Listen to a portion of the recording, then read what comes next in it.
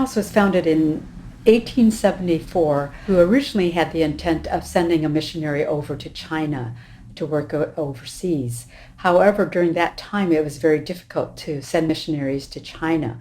And so they were actually pointed in this direction by a local pastor at the Chinatown Presbyterian Church. His wife, Ira Condent, said, there is work to be done here with the Chinese here in San Francisco's Chinatown. So they began the work as a rescue mission to provide refuge and shelter for women that were sold into prostitution or domestic slavery. Cameron House actually, for many years, was called the Mission Home, and you'll see that outside in our front door. It was named after Donaldina Cameron class, but Margaret Culbertson, who was the director before her, because of the strenuousness of the work, it had really impacted her health. She went back east but died en route, and that left Miss Cameron at the age of 25 in charge of this program.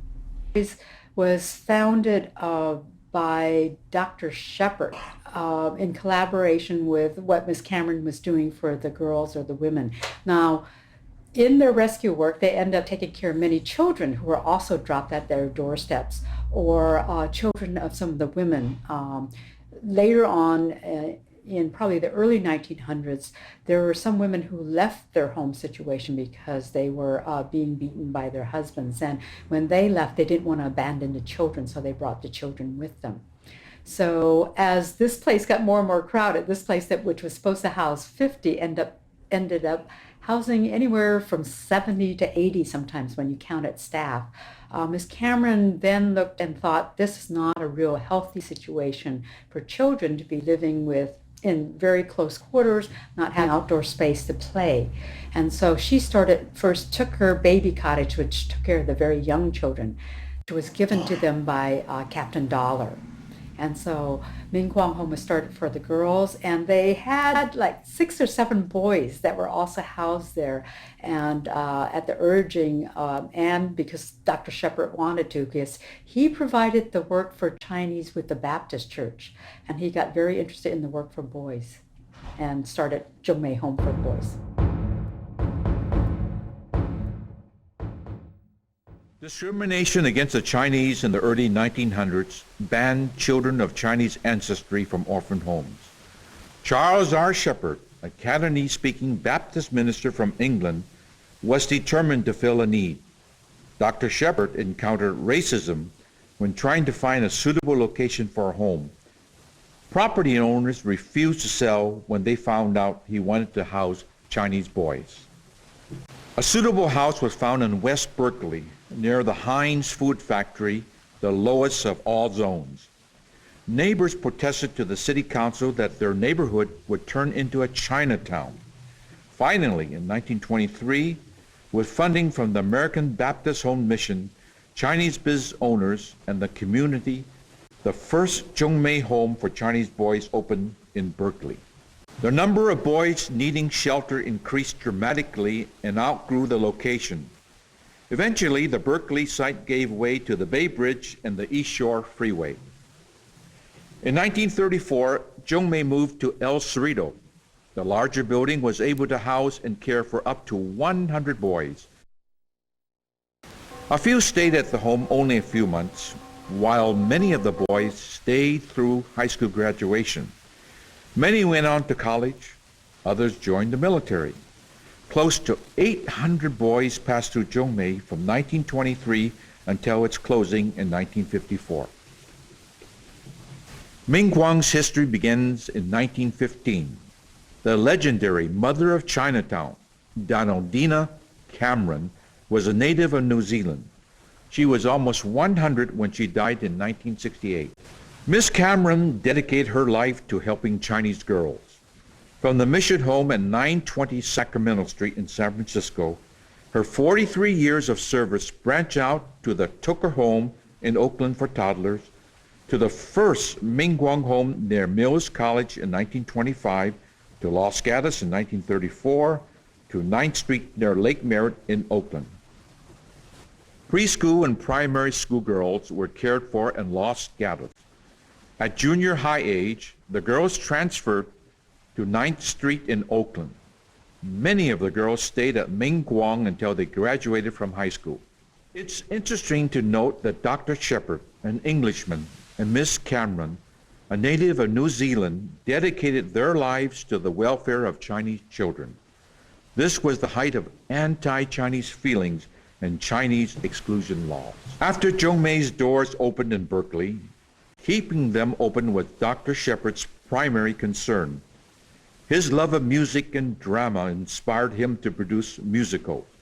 Soon, Chung Mei boys were singing, dancing, and performing well-known operettas for local audiences. They also performed for church groups in Central California and Delta areas. Chung Mei's black-faced minstrel shows performed by Chinese boys were a special hit. Captain's daughter, Margaret, played Eva with Georgie Chan as Topsy from Uncle Tom's Cabin. The mortgage got paid and expenses were met by selling firewood and collecting old newspapers. Dr. Shepherd believed in military order and discipline. The drum corps and drill team became the Chung Mei Cadets. Dr. Shepherd was known as Captain. Second in command, Eddie Tong, was known as Lieutenant. The secretary and key staff person was Margaret Thompson. For 30 years, Captain was father figure, drill sergeant, and savior to needy boys ages 5 to 18.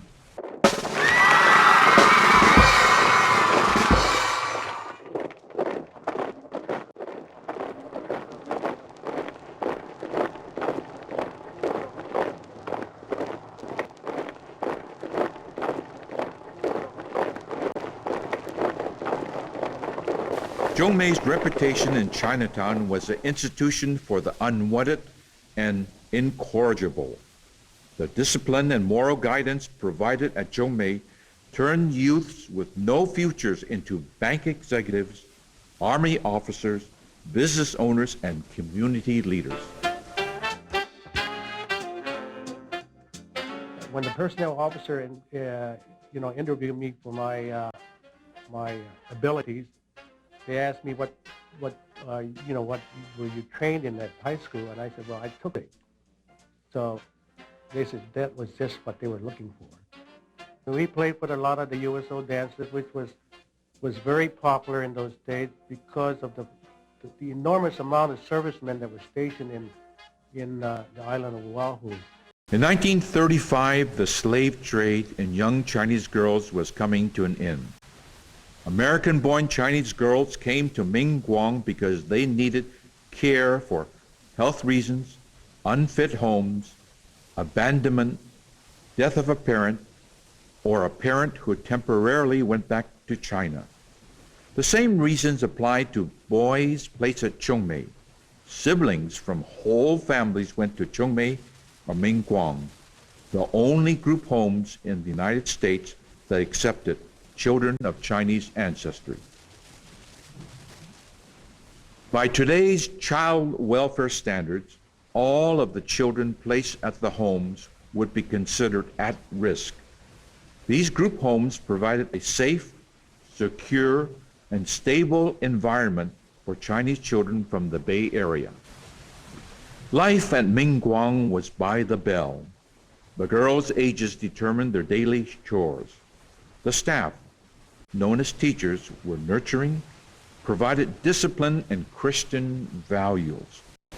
As we reunite, reminisce, and visit with friends we grew up with, let's enjoy a few memories of our childhood at Chung Mei and Ming Quong.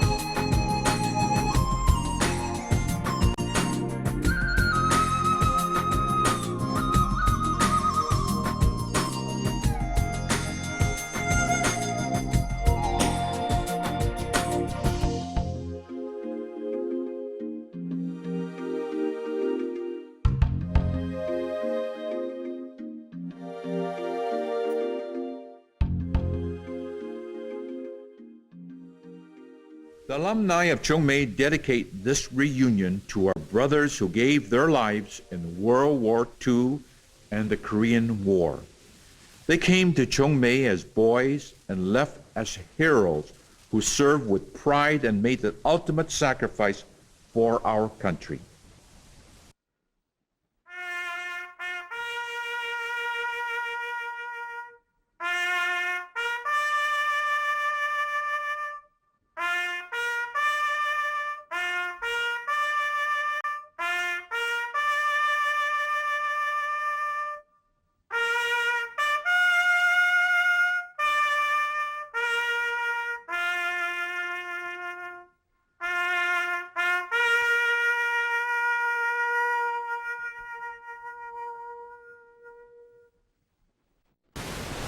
The women of Ming Quong dedicate this reunion to the teachers who provided the radiant light of a nurturing, safe haven for Chinese girls. After 88 years, the rays of light continue to shine brighter in the lives of women touched by Ming Quong Home.